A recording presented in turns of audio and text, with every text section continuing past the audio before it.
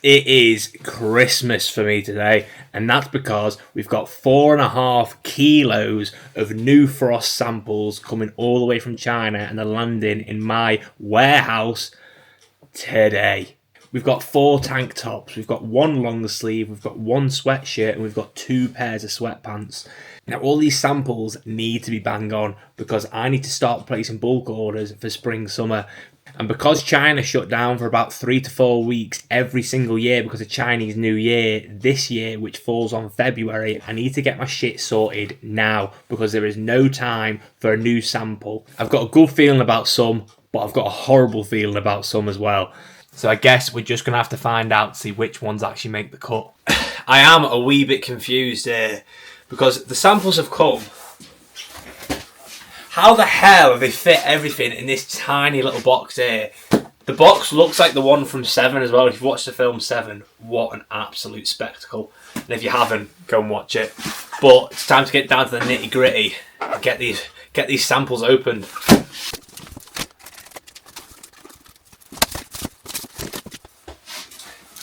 First things first. This is actually probably better than some of the samples in there. Actually, I know this is better than some of the samples in there. A fabric book. I have a 300 GSM fabric book, which is what I'll make my t-shirts out of, but I needed a 500 GSM one because the colours aren't the same for when I'm picking hoodies and sweatshirts and sweatpants and stuff like that. So now I've got this, there's going to be no confusion on colours whatsoever. So I'm absolutely chuffed with that already. First of all, we're going to start with the ones I know have been messed up because I've seen a picture of them. And that is the vests. First of all, they're made out of the wrong fabric. Second of all, this isn't the vest. This is the long sleeve, and I'm actually really excited for this.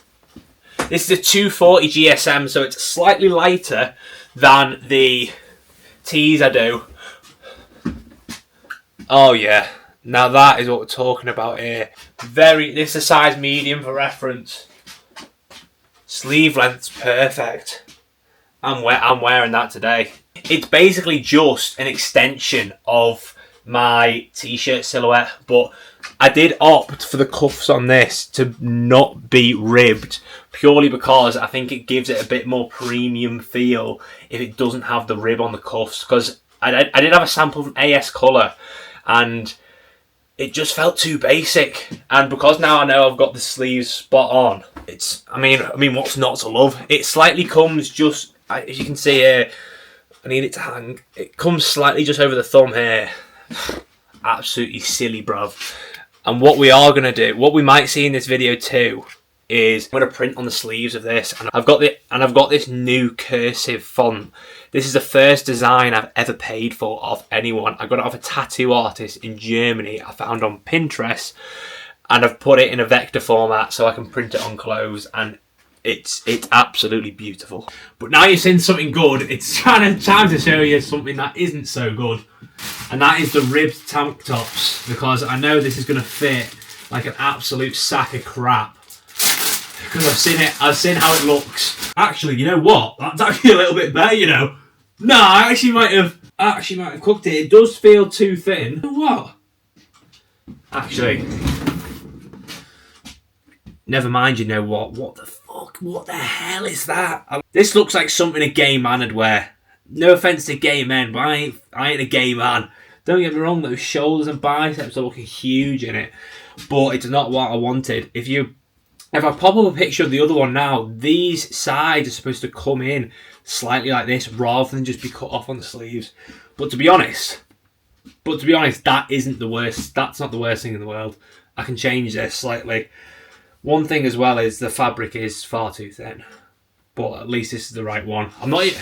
I'll show you what the other ones were, because this has got a rib on it. This was actually the one that they made after I said they were wrong, because they made the other ones out of t-shirt fabric, which obviously why would I want a vest out of a t-shirt fabric? If I wanted to cut off t-shirt, I just cut one off like I did the other video. It's time for probably what I've been waiting for the most as well. Like the sweatpants are good, but this sweatshirt is what I've always wanted to get going. Let's get it on. First thing to note though, the embroidery on the front I mean, it's not the best. I'll be honest, it ain't the best. The sample I got from the new football shirt manufacturer was 10 times what the embroidery on this is, so that will have to be getting sorted out. But here, oh my god, the boxiness of that already looks absolutely brilliant. Collar, thickest collar on the planet. Cuffs look quite small, but let's have a little look. First thing I notice, it is very, very boxy. It is very boxy. The neck isn't tight enough, and also the cuffs are so tight, unbelievable. It bunches up too much here too, so we might have to go back to the drawing board on that one because it just doesn't look like it fits properly. The grey marl looks quite good, but not my favourite piece, shall we say. Also, I think I might have made these arms way too long. These need to be so much further down here as well. So that isn't the best sample, to be fair. We're going to have to go back to the drawing board on that, but I'm not sure how they've got it wrong because I literally sent them the exact same tech pack as the hoodie, the green hoodie, which literally is the perfect hoodie. I said add a neck to it, and they've done this, so oh well. But now we're on to the final pieces. We've got two samples. We've got the sample sweatpants with the pattern that isn't right, and we've got the pattern that is right. First of all, we're going to show you what the pattern should look like because I'm currently wearing them. This is the exact measurements I sent them for the sweatpants. Very wide leg, very baggy. These could probably be a size large, but they're a medium. We've got frost embroidery on the pocket, and we've got back embroidery here. Now, already before I've even opened it, they've got it wrong. The waistband should be crinkled like this. The waistband ain't crinkled like that. So let's get them on. Back pocket embroidery is pretty poor. Got some breaking on there.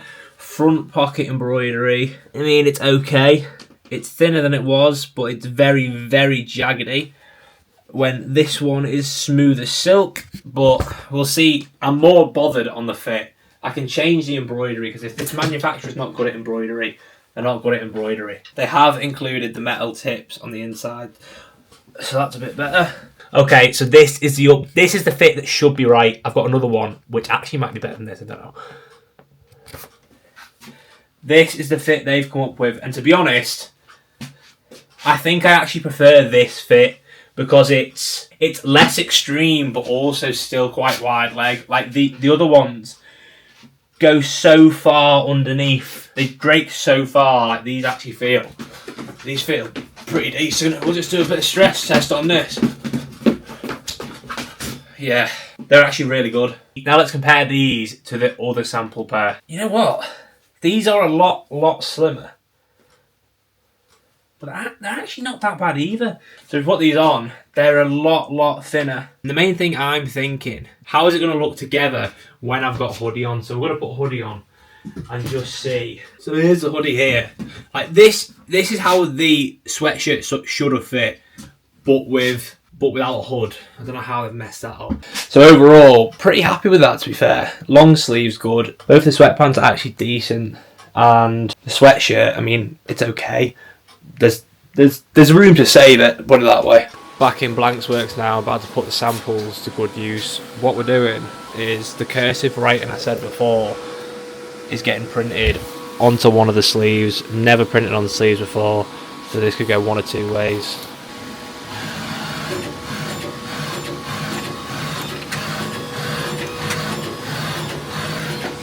Well, heavy on the lemo. Ads running for it at the moment. Not plug a mic into it anymore. Not when I'm vlogging now. Alright. Too much admin. Oh, I printed it fucking wrong. And I didn't. Sick. Absolutely gas, mate. A couple of days have passed now, and we've got some changes to make on the samples, but that's not why I switched the camera on. What I want to talk about is how the personal brand is going. Now, I've been consistently posting. I think I missed like 2 days in a row, but other than that, I posted at least one video every single day and posting on Instagram and TikTok. And what I've found is I've tested 2 different types of videos. So first, I've got high production, which probably takes me about an hour to make all together, This is shot on this camera. It's professionally colour graded. It's got subtitles, and it looks really, really good. It's got scripts. I actually write out what to say and how to say it, and it's really engaging. And then on the other hand, I've got low production reels, which are literally me shot on my phone. I'll just cut it up and I'll just chat some waffle for about a minute. And what I found is the ones where I spend more time on get more followers per video, but the ones that I spend less time on get more views, which is pretty weird because that's not what I was expecting. And another thing as well, all the content I'm making, I think in my mind were like, oh, this is optimized for Instagram, because Instagram's a bit more long form, TikTok's a bit more brain rotty, and the complete opposite has happened. The performance on Instagram is absolutely dreadful compared to the performance on TikTok. If I post the exact same video at the exact same time on Instagram, it might get 3 likes, and then if I post the exact same video at the same time on TikTok, it'll get like 60. So what I have learned is I need to double down on both of them and increase the output.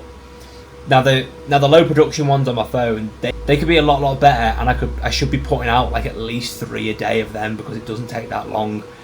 All my content from last week I recorded in an hour on a walk in like 6 o'clock in the morning, and then I posted it all for the week. But realistically, that should have been like 2 days worth, not a week. If I want to grow quickly, you have to just keep pushing ideas out and just see what sticks. Really, I've got all my bullet points of stuff to talk about on my Notion, and if you don't know what Notion is, please just go and get a Notion. It's so much better than Notes app. And I've got it split into 2 different like categories at the moment. I do have 3 pillars, and the first one's fitness, but that's on a separate page I'm running. And then the other 2 are motivation and business. Motivation/mindset and business. And the ones that seem to be doing the best are motivation/mindset, purely because when I'm speaking about business, obviously I'm still figuring it out myself. That's like taking advice off a trainee fisherman rather than someone who's been doing it for like 20 years. So because I don't have like the best evidence to show of what I found, sometimes people find it a little bit hard to maybe grasp onto. But if I'm just talking about strategy, which I do in the high production, it seems to be working really well and people like it. So I'm going to keep double down on that and try and get like at least 3 high productions out a week. I was editing on CapCut originally, but now I've switched to DaVinci since I've got my MacBook, which is one of the reasons I bought it anyway. And when you first step into it, it's literally like stepping into a pilot's cockpit. It's just buttons everywhere. What the hell does this do? And it's taking me like a week to get used to it, but now I'm getting quicker. Like every single the first video I edited took me 8 hours. The one I did the other day took me like 30 minutes. So you have to put the work in at some point, and I put it in now. Before I end this, we'll just take a little look at this new trim here. Absolutely spiffing. We're going for a little bit of a mullet back because I realised shaving your head off all the time, it's good for about a week, and then you just look homeless for about 3 months. So I ain't about that, especially because now I'm posting every day. I want to look my best permanently. Before we end this vlog, I just wanted you to see the full vision come to life. The first ever Frost Trackie designed by me, because I have sold one before, but it wasn't designed by me. Just look at the fit, look at the proportions on that. Absolutely spiffing. I have well and truly cooked. As I said though, we are going to end this week's vlog here, so if you did enjoy, please make sure you like and subscribe, because it does help me more than you know. We've got new episodes every single Sunday at 6 PM, and if you've been round here before, you know that we always end on a motivational quote, and this week's quote is the following. Most people are addicted to education but allergic to execution.